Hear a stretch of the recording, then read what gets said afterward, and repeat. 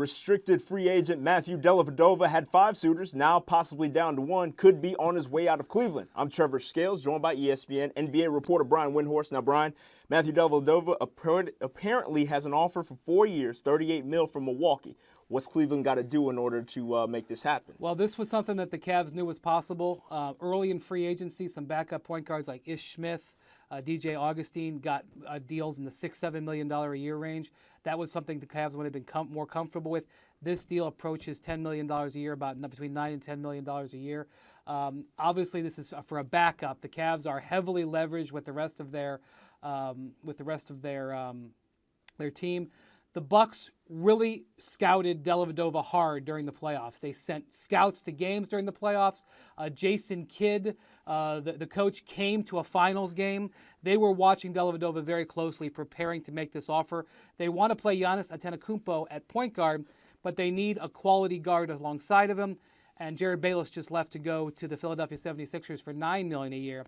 So Matthew Dellavedova, he is a restricted free agent. The Cavs are going to have until July 10th to decide, and I expect him to take some time to vet the entire market.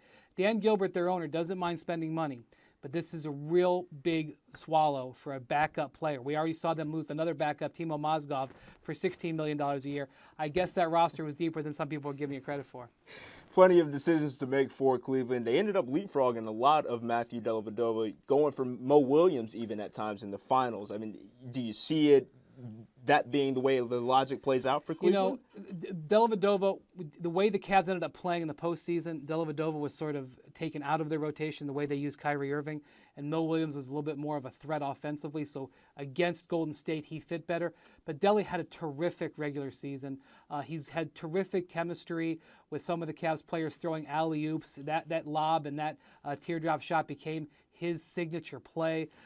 He shot over 40%, and whenever you have LeBron James, you want guards who can shoot.